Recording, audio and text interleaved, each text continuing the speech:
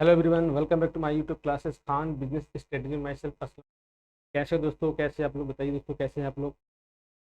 तो जैसा कि आप जानते हैं दोस्तों कि आपके अपने इस चैनल पर इनकम टैक्स का एक सीरीज स्टार्ट किया गया है। आज ये सीरीज का ये दूसरा लेक्चर है दोस्तों।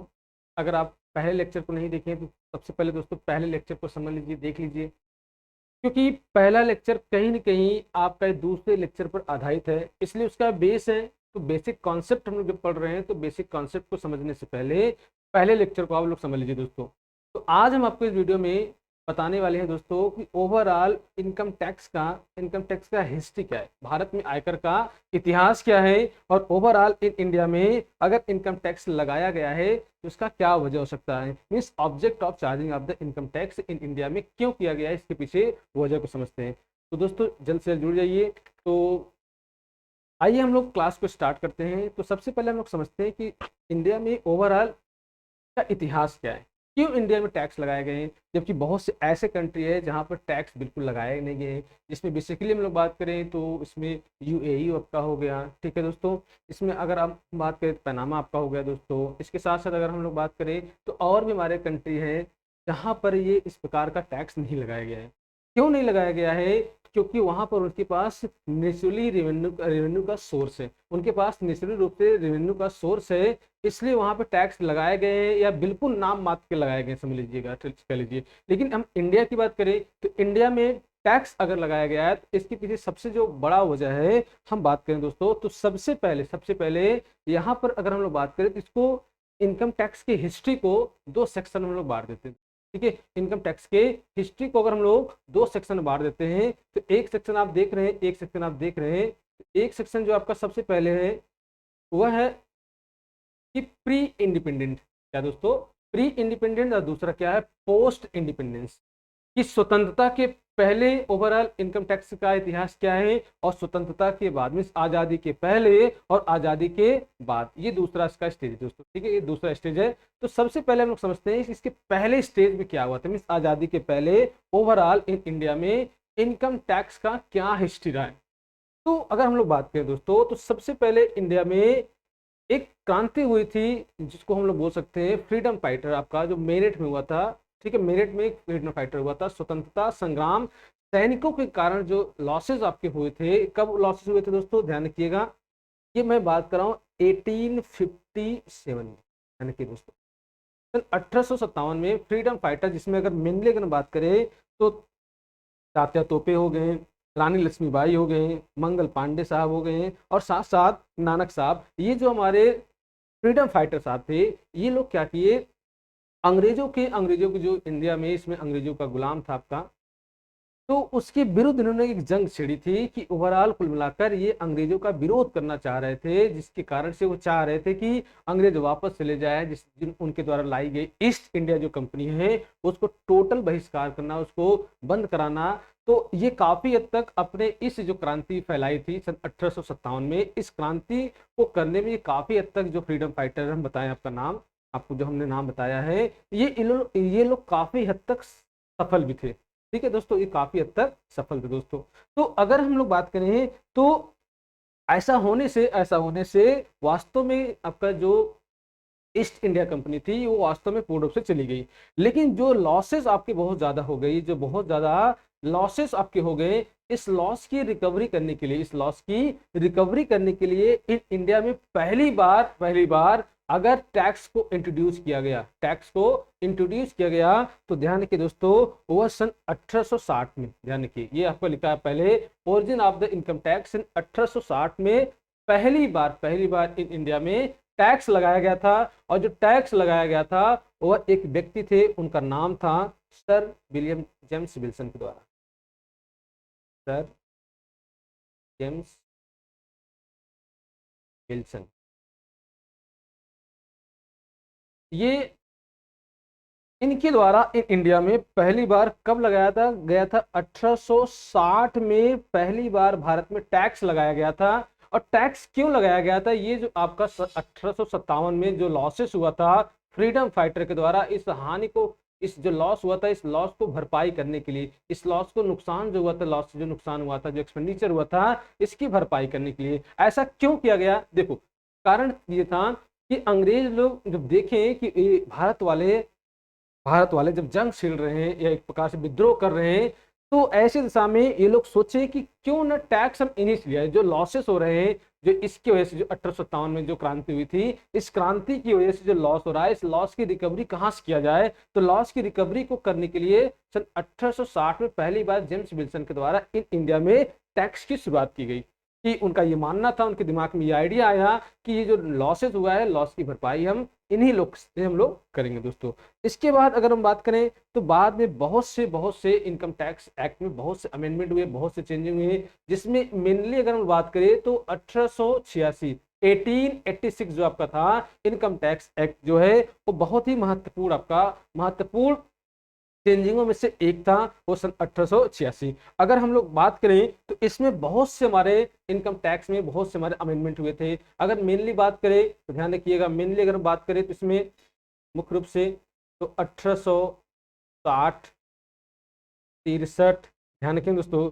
हाँ, ये आपको जो मैं लिखवा रहा हूँ, ये बता रहा हूँ, ये आपको डेट बहुत ज्यादा याद करने की जरूरत नहीं है, बस केवल आपको समझना है कि किस किस वर्ष में ये इनकम टैक्स में अमेंडमेंट हुआ। तो 63 आपका हुआ था, इसके बाद 67 हुआ था, इसके बाद अगर हम लोग बात करें तो 71 71 आपका हुआ था, इसके बाद अगर हम लोग बात करें तो 73 हुआ था, इसके बाद अगर हम बात करें तो 78 और ओवरऑल 80।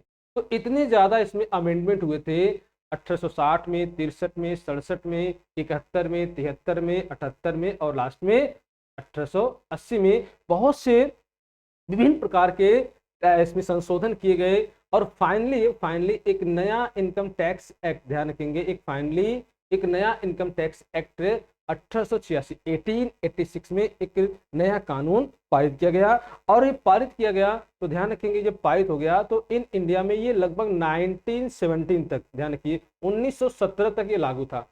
लेकिन ये 1917 दोस्तों अगर हम बात करें तो 1917 की जो कहानी है, ये ऐसी अवस्था है जहां पर पूरा विश्व विश्व कह सकते हैं प्रथम विश्व युद्ध से दौर से गुजर रहा था, प्रथम विश्व युद्ध के दौर से गुजर रहा था। अगर हम फर्स्ट वर्ल्ड वॉर की बात करें तो आपको मालूम होगा ये 1914 से 1918 के बीच आपका चला।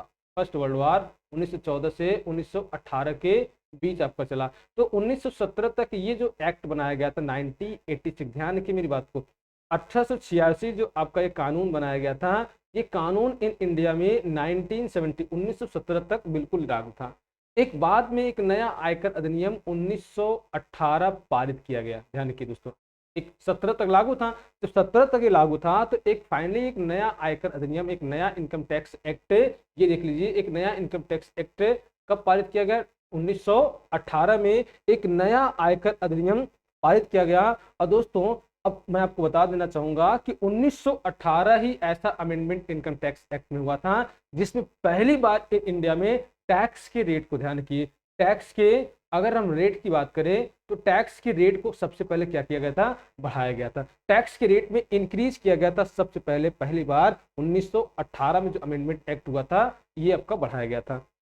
ये 1918 कहानी आपको समझ में आ गई दोस्तों। चलिए, ये जो मैं आपको बता रहा हूँ आपको यहाँ रटने की बहुत जरूरत नहीं है, कॉन्सेप्ट क्लियर रखिएगा। इनकम टैक्स में बहुत ज्यादा आपको सेक्शन पढ़ने हैं, इसलिए कॉन्सेप्ट क्लियर रखिए। रटने का प्रयास करेंगे तो बहुत से बच्चों के साथ ऐसा होता है कि पढ़ तो लिए, रट तो लिए, पता लगा लिखने समय इसका सेक्शन उसके साथ हो गया, उसका सेक्शन उसके साथ हो गया, तो ये बहुत प्रॉब्लम होती है, कॉमन सी बात है। तो इसलिए कॉन्सेप्ट करिए, क्लियर करिएगा, और जो बहुत इंपॉर्टेंट आपके सेक्शन है उन्हीं सेक्शन को आप याद करने का प्रयास करिए या समझने का प्रयास करिए दोस्तों। सारे सेक्शन को आपको पढ़ने की जरूरत नहीं थी।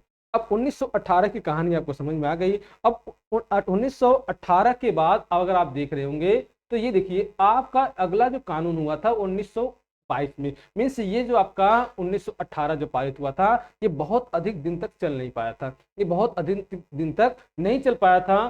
फाइनली एक नया कानून, एक नया इनकम टैक्स एक्ट अमेंडमेंट हुआ।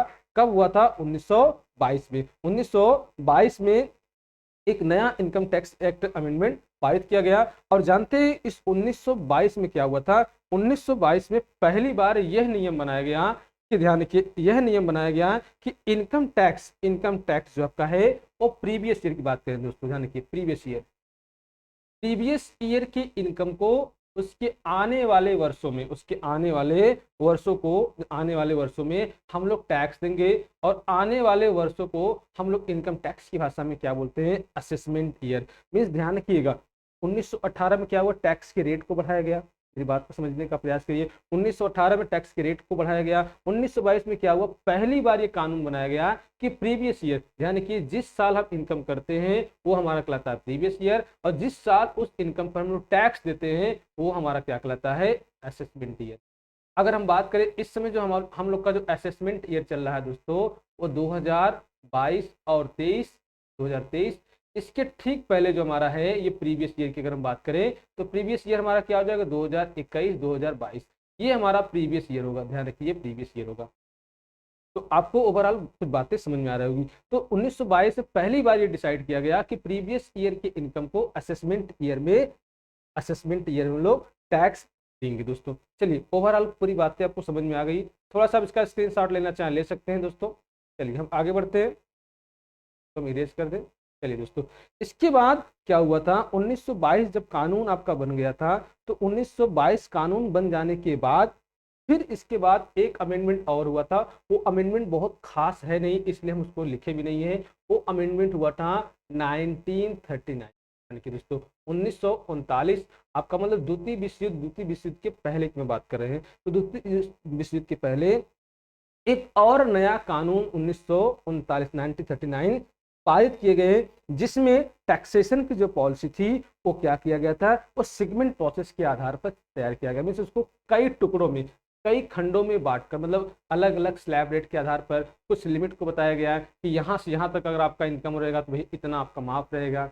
इसके बाद अगर यहाँ से यहाँ तक अगर आपका इनकम होगा तो उस पर इतना परसेंट लगेगा। फिर यहाँ से अगर यहाँ तक आपका रहेगा तो उसका परसेंटेज अलग रहेगा। 10 लाख के ऊपर होगा तो उसका परसेंटेज अलग होगा। ये इन्होंने क्या किया है 1939 में, इसको सेगमेंटेशन में बांट दिया। खंड आप कह सकते हैं, खंडों के रूप में बांट दिया गया। इसके बाद थोड़ा सा हम इस पे और थोड़ा सा अगर रोशनी डालने का प्रयास करें, थोड़ा सा और रोशनी डालने का प्रयास करें दोस्तों, तो अब चूंकि क्या हुआ था, इतनी ज्यादा इसमें अमेंडमेंट दिख रही है।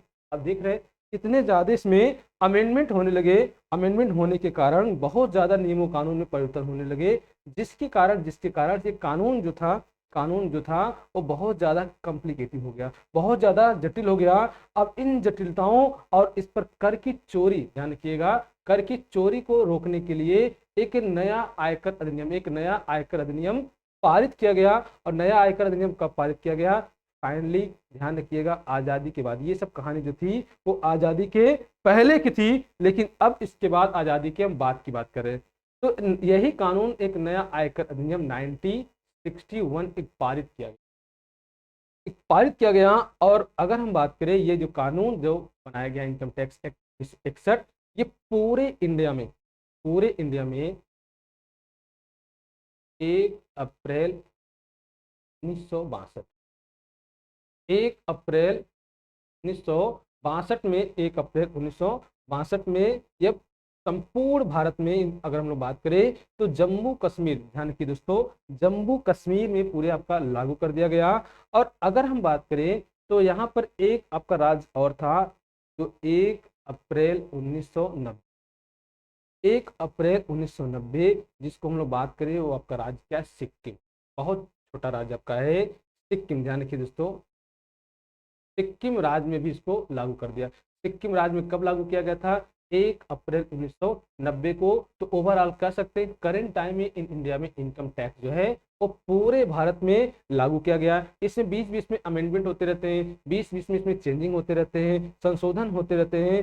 तो संशोधन होने और इसमें सुधार करने के लिए भी भारत सरकार ने कुछ इसके लिए अलग अलग से कमेटी बनाई गई है, जो कमेटी सिफारिश करती रहती है, बनाती रहती है कि कैसे इस पे चेंजिंग किया जाए, कैसे परिवर्तन किया जाए। इसके लिए भारत सरकार दो से अधिक कह लीजिए कमेटी बनाई है, जिसमें मुख्य रूप से अगर हम बात करें तो 2 कमेटियों का नाम लेना चाहेंगे। जिसमें एक कमेटी है चौकसी, नाम से स्पष्ट देख रहे हैं चौकसी।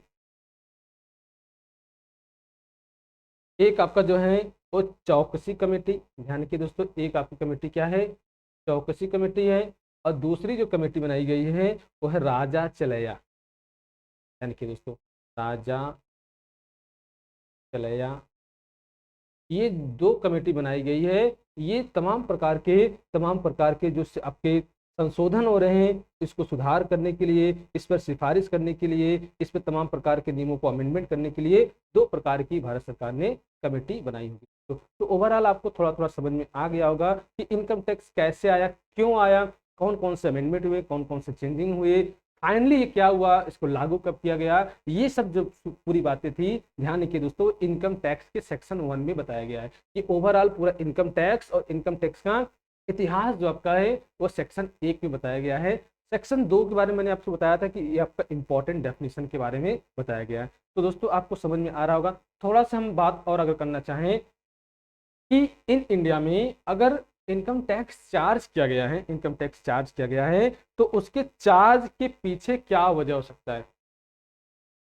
इनकम टैक्स अगर चार्ज किया गया है तो इनकम टैक्स चार्ज के पीछे क्या वजह हो सकता है। इन वजह को अगर हम लोग समझना चाहें तो इसके लिए आप देख सकते हैं, इसके लिए आपके स्क्रीन पर 4 महत्वपूर्ण पॉइंट आपके हैं। इन चारों पॉइंट के थ्रू हम लोग समझने का प्रयास करते हैं कि अगर इनकम टैक्स चार्ज किया गया है तो क्यों। देखिए सबसे पहला जो हमारा है वो क्या करा है, देखिए ध्यान रखिए दोस्तों, क्या करा है, अब permanent sources of income tax. ये आय का क्या है, अस्थायी स्रोत है। ठीक है, आय का एक अस्थायी स्रोत है। पिछले वीडियो में मैंने बताया था कि सरकार देश की समाज की कल्याणकारी योजनाओं को करने के लिए और साथ साथ विदेशी शत्रुओं से हमें रक्षा करने के लिए, देश में कानून की अर्थव्यवस्था को सुचारू रूप से चलाने के लिए, समाजवादी या कल्याणकारी योजनाओं को करने के लिए सरकार को धन की आवश्यकता पड़ती है।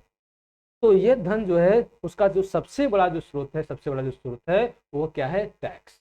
तो सबसे बड़ा जो स्रोत है वो टैक्स, और उस टैक्स में अगर हम बात करें तो कौन से टैक्स की बात करें हम लोग, वो है इनकम टैक्स। तो इनकम टैक्स के माध्यम से सरकार जो भी ये लक्ष्य अपनी बनाई है उस लक्ष्य को प्राप्त करने में सफल होता है कि कानून व्यवस्था कैसे चलाएंगे, समाज के लिए कल्याणकारी योजनाएं कैसे कैसे चालू करेंगे, क्योंकि इसके लिए सरकार को धन की आवश्यकता पड़ती है। तो एक प्रकार से ये क्या है, permanent source of income tax है, राजस्व का ये अस्थायी रूप से एक महत्वपूर्ण स्रोतों में से एक है। ये हमारा पहला पॉइंट है। दूसरा पॉइंट करा है कि तमाम प्रकार की जो भी हमारे विषमताएं हैं या कह लीजिए असमानताएं हैं उनको दूर करने के लिए, तो रिमूविंग डिस्पैरिटीज कर रहे हैं कि तमाम प्रकार की जो असमानताएं हैं उसको दूर कैसे करेंगे। देखो आपको मालूम होगा कि सरकार एक समाजवादी समाज की स्थापना करने के लिए, मीन्स समाजवादी स्थापना करने के लिए क्या करता है कि नीतियां तैयार करता है, और इस नीतियों के लक्ष्य को प्राप्त करने के लिए जो अमीर और गरीब जो लोग हैं, अमीर और जो गरीब हैं उनको एक समानता, जो उनकी समानताएं या असमानताएं हैं इनको दूर, मीन्स एक वे में लाने के लिए वो क्या करता है, इनकम टैक्स की जो स्लैब है, इनकम टैक्स के जो स्लैब है उस स्लैब को क्या करता रहता है, बढ़ाता रहता है। मीन्स अमीर व्यक्ति जिनके पास कमाई ज्यादा, इनकम ज्यादा है, उनसे सरकार टैक्स ज्यादा लेता है। हो सकता है उनसे 20% 30% दर से उनसे अलग अलग टैक्स लेता हो। तो विषमताएं जो गैप हो रही है अमीरी और गरीबी के बीच में, इसको दूर करने के लिए मुख्य रूप से क्या करता है, वो विषमताओं को दूर करने का प्रयास करता है। तीसरा तीसरा जो पॉइंट है वो कह रहा है कैपिटल फॉर्मेशन, पूंजी का निर्माण। अगर हम बात करें दोस्तों पूंजी का निर्माण कैसे होगा, तो सरकार क्या करता है, तमाम प्रकार की ऐसी पॉलिसी, ऐसे इन्वेस्टमेंट सिस्टम को अपनाता है, ये बताता है जो तमाम प्रकार के कल्याणकारी योजनाओं को लाभ तो होता ही होता है, तमाम प्रकार के बचत की योजनाएं प्रदान करता है, जिससे देश में क्या होता है, देश में वो पूंजी का निर्माण होता है। ध्यान रखिए दोस्तों, देश में क्या होता है, पूंजी का निर्माण होता है। अब देश में अगर पूंजी का निर्माण होता है तो इस पैसे से देश में तमाम प्रकार की और भी समाजकारी या कल्याणकारी योजनाएं लागू होंगी। इन योजनाओं के कारण देश का विकास होगा और साथ साथ देश में जो भी नागरिक होंगे उनका भी विकास होगा। एक लास्ट पॉइंट हमारा करा, encouragement to saving the investment. ये इसी का पार्ट है, ये इसी का पार्ट, ध्यान। अब सीधी सी बात, बचत होगा, निवेश होगा, तो सरकार क्या करता है, आपको प्रोत्साहित करता है कि तमाम प्रकार के आप बचत कर लीजिए, तमाम प्रकार की योजनाओं में आप पैसे को इन्वेस्टमेंट कर लीजिए, क्योंकि इसके लिए आयकर अधिनियम में कई प्रकार के प्रोविजंस बनाए गए हैं। उन प्रोविजंस के अकॉर्डिंग सरकार आपको कुछ रिबेट देता है, कुछ रिलैक्सेशन देता है, जिससे अगर आप पैसा जमा करते हैं, स्पेशली अगर हम बात करें कि आप पोस्ट ऑफिस में या किसी प्रकार का कोई और आपने अकाउंट खोलकर अगर उसमें अपने पैसा जमा कर दिया है, तो किसी प्रकार का प्रोविडेंट फंड में या फिर LIC में अगर आपने पैसा जमा कर दिया है तो ऐसी दशा में आप पढ़ेंगे अंडर सेक्शन 80C से 80 दोस्तों। तो अंडर सेक्शन ये आपको मिलेगा ग्रास टोटल इनकम, पढ़ाएंगे आपको GTI ग्रास टोटल इनकम। उस ग्रास टोटल इनकम में से आपको वहां पर 80C से 80U, अगर स्पेशली हम 80C की बात करें तो 80C में आपको 1,50,000 रुपए तक का क्लेम मिल जाता है। अब 1,50,000 रुपए का क्लेम मिल जाता है तो इससे सरकार क्या करता है, करदाताओं के बचत के लिए उनको क्या करता है, प्रोत्साहित करता रहता है, प्रोत्साहित करता रहता है। अब बचत जब होगा तो क्या करेंगे, सीधी सी बात है, इससे देश का विकास होगा। तो ओवरऑल ये कुल मिलाकर 4 पॉइंट में मैंने आपको समझाया कि इनकम टैक्स जो लगाया जाता है उसके लगाए जाने के पीछे उसका क्या उद्देश्य है। तो आई थिंक आपको पूरी बातें समझ में आ गई हो दोस्तों। तो दोस्तों अगर वीडियो अच्छा लगा हो तो प्लीज़ दोस्तों लाइक करिए, शेयर करिए, और चैनल पे अगर आप नए हैं तो प्लीज़ दोस्तों चैनल को एक बार सब्सक्राइब करिए, जिससे जैसे वीडियो अपलोड होता है इसकी सारी नोटिफिकेशन हो मिलता है। चलिए दोस्तों बस आज के लिए इतना, बाकी मिलते हैं हम लोग नेक्स्ट वीडियो में। तब तक के लिए दोस्तों आप सभी को